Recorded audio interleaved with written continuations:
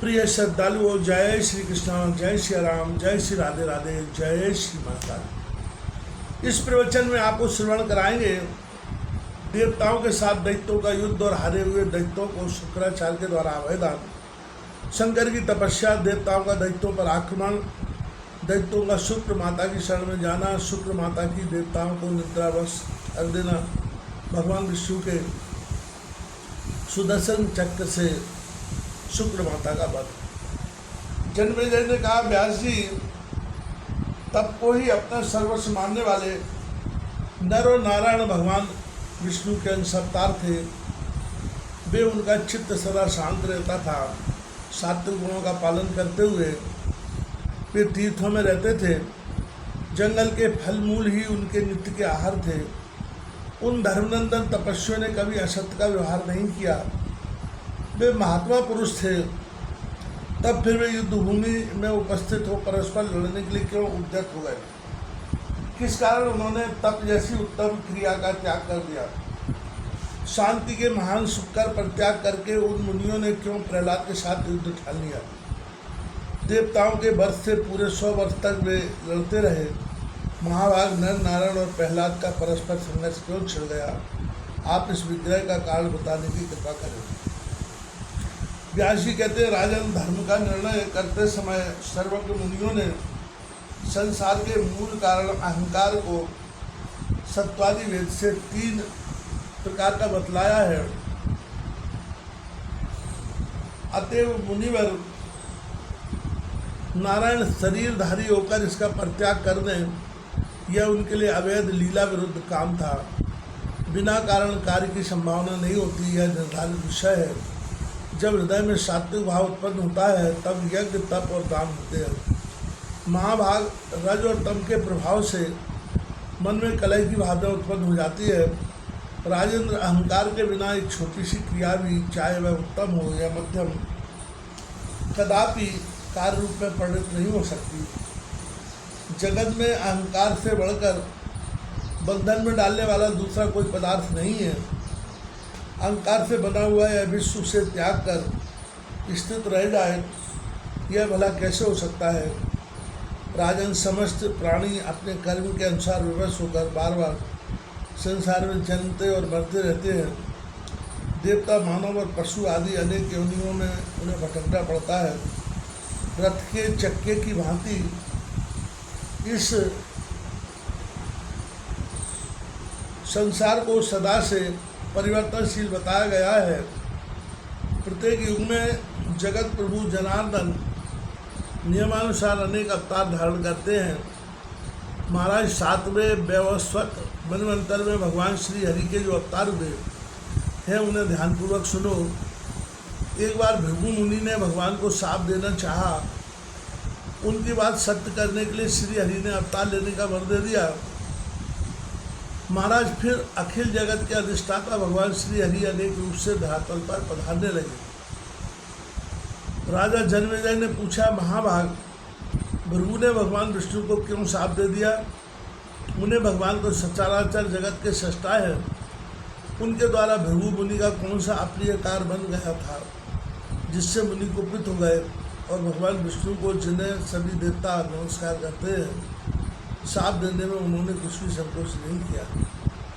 व्यास जी कहते हैं, राजन, भृगु जी ने जो शाप दे दिया उसका कारण बतलाता हूँ, सुनो। प्राचीन समय की बात है। हिरण्यकश्यप नाम का एक राजा था। कश्यप जी उसके पिता थे। उस समय जब कभी भी दैत्यों के साथ देवताओं का परस्पर संघर्ष छिड़ जाया करता था और युद्ध आरंभ हो जाने पर सारे जगत में खलबली मच जाती थी। हिरण्यकश्यप के मर जाने पर प्रहलाद उत्तराधिकारी राजा हुए।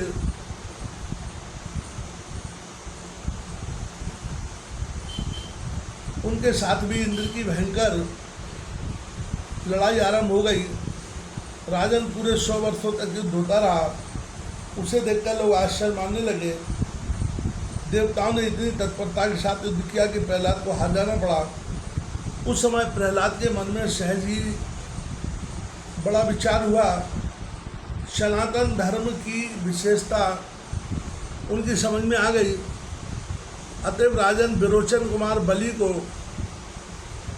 राज्य पर अभिषिक्त करके वे स्वयं तपस्या करने के लिए गंधमादन पर्वत पर चले गए। राज्य पाने पर श्रीमान बलि का भी देवताओं के साथ ही विरोध हो गया। कुछ समय के बाद फिर अत्यंत भयंकर देवासुर संग्राम छिड़ गया। देवताओं एवं अमित तेजस्वी इंद्र के पराक्रम से इस बार भी दैत्यों की हार हो गई। राजन, उस समय इंद्र के सहायक बनकर भगवान विष्णु ने दैत्यों को राज्य से च्युत किया था। हार जाने पर वे सभी दैत्य शुक्राचार्य की शरण में गए और बोले, ब्राह्मण, आप ऐसे प्रतापी होते हुए भी हमारी सहायता क्यों नहीं कर रहे हैं? भगवान, आप मंत्र के प्रकांड विद्वान हैं, आप हमारे सहायक न हुए तो धरातल पर हम नहीं रह सकते, हमें विवश होकर पाताल में जाना पड़ेगा। व्यास जी कहते हैं, मुनिवर शुक्राचार्य बड़े दयालु पुरुष थे। दैत्यों के कहने पर उन्होंने उत्तर दिया, दैत्यों, डरो मत, मैं अपने तेज से तुम्हारे लिए यहाँ रहने की व्यवस्था कर दूंगा। मंत्रों और औषधियों से मैं निरंतर तुम्हारी सहायता करूंगा।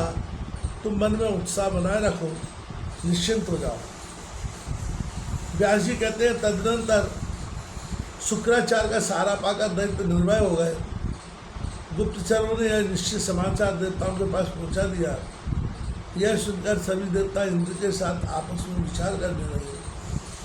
शुक्राचार्य ने मंत्र में महान शक्ति है यह समझकर देवताओं के मन में घबराहट उत्पन्न हो गई। उन्होंने परस्पर विचार किया, जब तक दैत्य तंत्र का बल पाकर हमारी शक्ति का ह्रास करने में लगे हैं, इसके पहले ही हम युद्ध करने में तत्पर हो जाए और उन्हें हठपूर्वक मारकर जो बच्चे कुचे रहे उनको पाताल भेज दें। यूँ राय करने के पश्चात देवताओं ने शस्त्र उठा लिए और क्रोध में उबलकर दैत्यों पर चढ़ाई कर दी। इंद्र की आज्ञा पाकर देवता दैत्यों पर टूट पड़े। भीषण मार से दैत्यों के हृदय में महान आतंक छा गया। वे भय से घबरा उठे। तब उन्होंने शुक्राचार्य की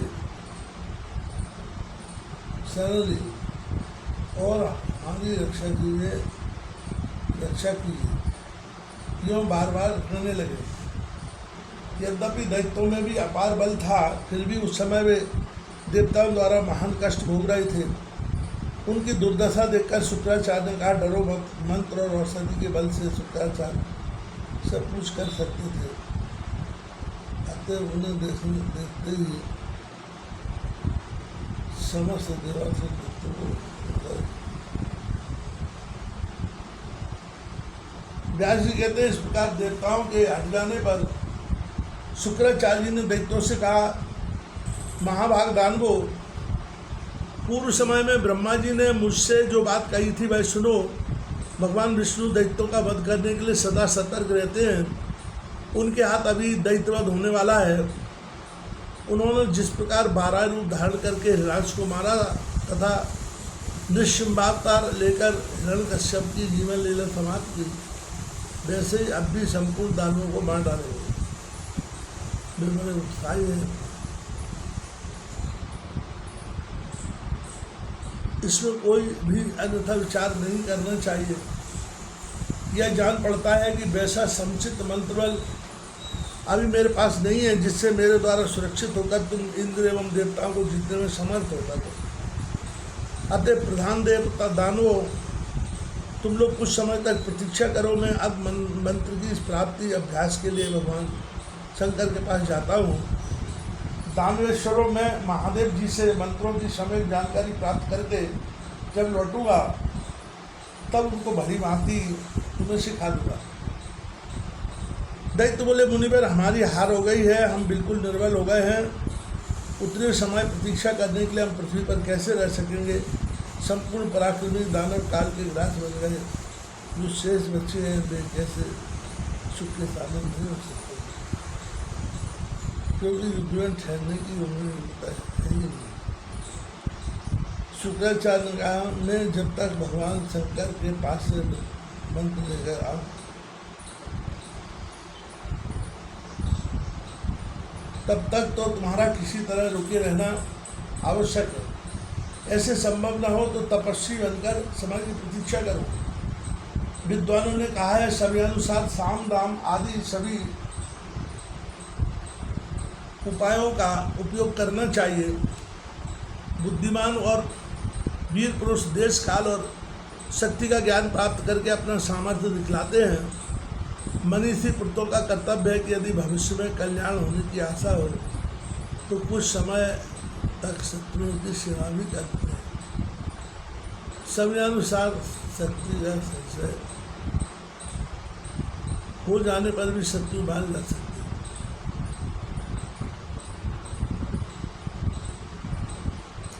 इसलिए अब देवताओं की विनती करके साम नीति का प्रयोग करते हुए अपने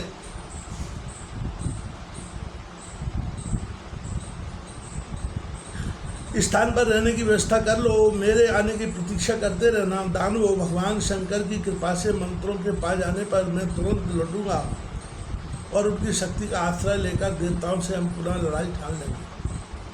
महाराज दैत्यों से हम कहकर मुनिवर शुक्राचार्य मंत्र पाठ करने के लिए भगवान शंकर के पास चले गए।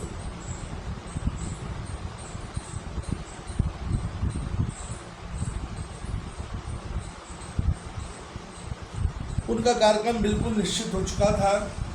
तब दानवों ने अत्यंत नम्रतापूर्वक देवताओं से बातचीत आरंभ कर दी और विनीत भाव से यह वचन कहा, देवताओं, हम सभी अपने अस्त्र शस्त्र का परित्याग करके युद्ध के उद्योग से बिल्कुल रहित हो गए हैं। वृक्षों की छाल पहनकर हम भी तपस्वी जीवन व्यतीत करेंगे। देवताओं ने मान लिया और वे लौट गए। उनकी सारी चिंताएं दूर हो गईं। प्रसन्नतापूर्वक समय व्यतीत करने लगे। जब दैत्यों ने अपने अस्त्र शस्त्र त्याग दिए तब देवता वहाँ एक क्षण भी नहीं रुके। उन्हें पूर्ण विश्वास हो गया कि वे अपने भवन पर चले जाए।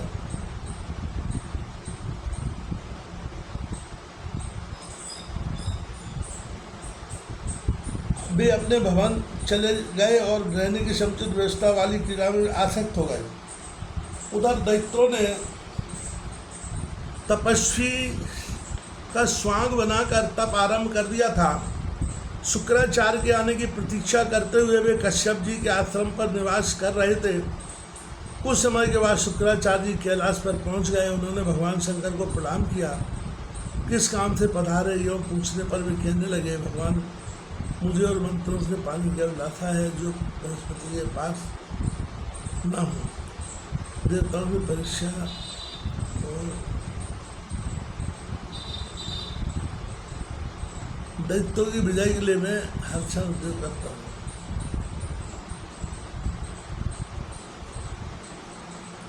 व्यास जी कहते हैं, शुक्राचार्य की बात सुनकर सर्वज्ञ भगवान शंकर ने मन ही मन विचार किया कि इसके संबंध में मेरा क्या कर्तव्य है।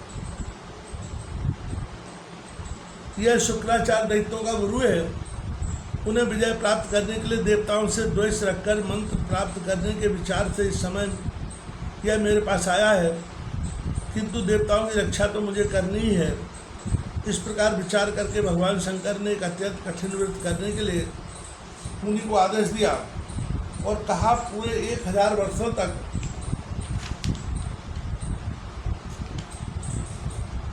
नीचे सिर करके कण मात्र धूम्रपान करते हुए व्रत करना है।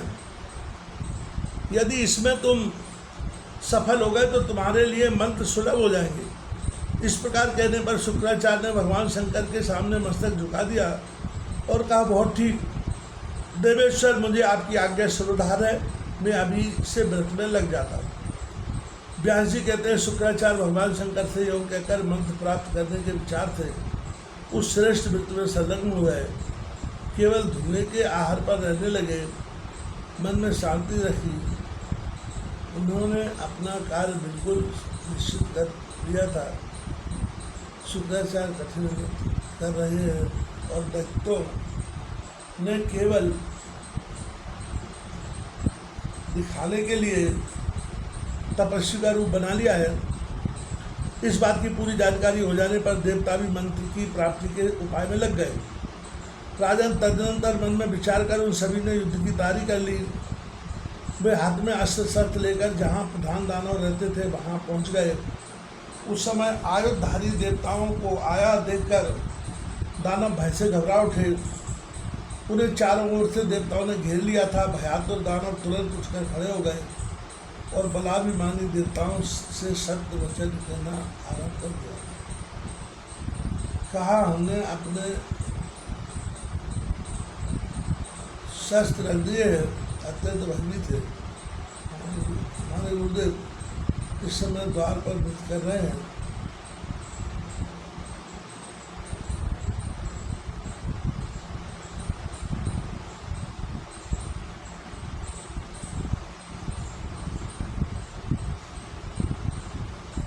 देवता ऐसी स्थिति में आप हमें मारने के लिए आ गए, भला आप हमें अवैधान भी दे चुके हैं। देवताओं, आप लोगों का यह सत्य और श्रुति प्रतिपादित धर्म अब कहाँ चला गया, जो सबको सूचित करता है कि इस निशस्त्रों, भयभीतों और शरणागतों को नहीं मारना चाहिए। देवताओं ने कहा, तुमने शुक्राचार्य को मंत्र प्राप्त करने के लिए भेज दिया है और स्वयं हृदय में कपट रखकर तप कर रहे हो। हमने तुम्हारा अभिप्राय जान लिया, इसलिए हम युद्ध करने को उद्यत हुए। तुम भी शस्त्र लेकर लड़ने की तैयारी कर लो। जब कभी भी अवसर मिले शत्रु को परास्त कर डालना चाहिए। यह नियम सदा से चला आ रहा है। व्यास जी कहते हैं, देवताओं के वचन सुनकर दैत्यों ने कुछ समय तक आपस में विचार किया। पश्चात वे सभी वहाँ से निकले और भाग चले। वैसे उनके मन में घबराहट उत्पन्न हो गई थी। वे अत्यंत डरकर शुक्राचार्य की माता की शरण में गए। उन्हें महान दुखी देखकर माता ने अभय कर देने का वचन दिया। शुक्राचार्य की माता बोली, दानवों, डरो मत, निर्भय हो जाओ। मेरे सन्निकट रहने पर तुम्हारे पास भय आ ही नहीं सकता। काव्य माता की बात सुनकर दानवों की मनोव्यथा शांत हो गई। वे उसी उत्तम आसन पर रहने लगे। पास में कोई शस्त्र नहीं रखा। वे संदेह रहे, समय व्यतीत कर रहे थे।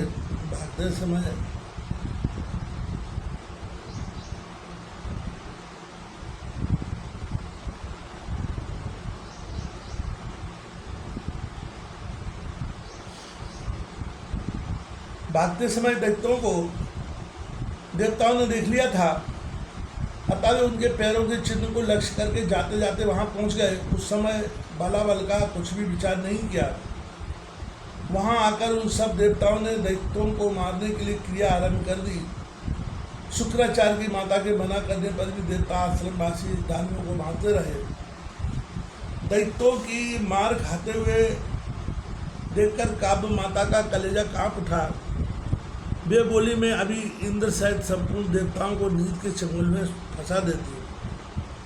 यूँ कहकर उन्होंने निद्रा को आज्ञा दी। वह देवताओं के पास गई और उन पर तुरंत अपना प्रभाव डाल दिया। समस्त देवता नींद के वशीभूत होकर मुख की भांति पड़े रहे। नींद के प्रभाव से इनकी शक्ति भी क्षीण हो चुकी थी। वे घबरा उठे थे। उन्हें देखकर भगवान विष्णु ने कहा, देवेश्वर, तुम्हारा कल्याण हो, तुम मेरे पास आ जाओ, मैं तुम्हें अन्यत्र भेजता हूँ। इस प्रकार कहने पर इंद्र भगवान श्री हरि के समीप चले गए। भगवान की छत्र छाया पाकर उनका सारा भय दूर हो गया। निद्रा भी उनके पास न आ सके।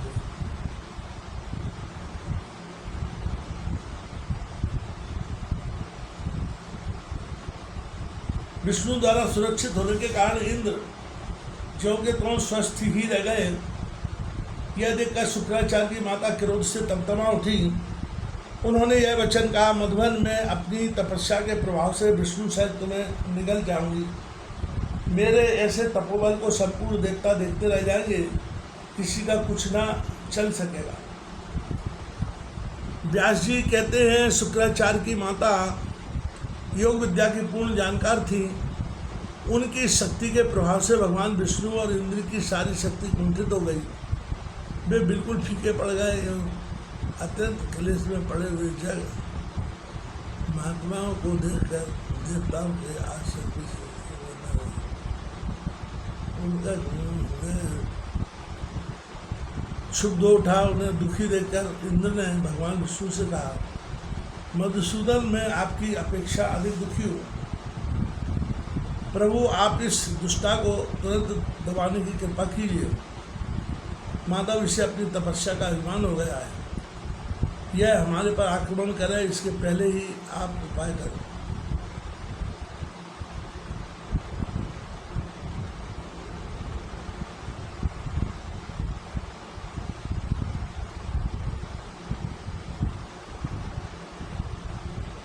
महात्मा इंद्र के यह कहने पर भगवान विष्णु ने तुरंत सुदर्शन चक्र को याद किया। सुदर्शन चक्र निरंतर भगवान के अधीन रहता है। स्मरण करते ही पहुंच गया। देवराज के प्रेरणा करने पर कुपित होकर शुक्राचार्य की माता को मारने के लिए भगवान ने चक्र उठा लिया और तुरंत ही शुक्र माता का मस्तक धड़ से अलग कर दिया। उनकी मृत्यु देखकर इंद्र के आनंद की सीमा न रही। देवता भी अत्यंत संतुष्ट होकर भगवान विष्णु की जय जयकार मनाने लगे। सभी के मन हर्षोत्फुल्लित थे। उनका मानसिक संताप सदा के लिए शांत हो गया। किंतु तभी से भगवान विष्णु और इंद्र के हृदय को स्त्री हत्या और भृगु मुनि का दुर्धर्ष शाप, ये दोनों विषय सशंकित कर रहे थे।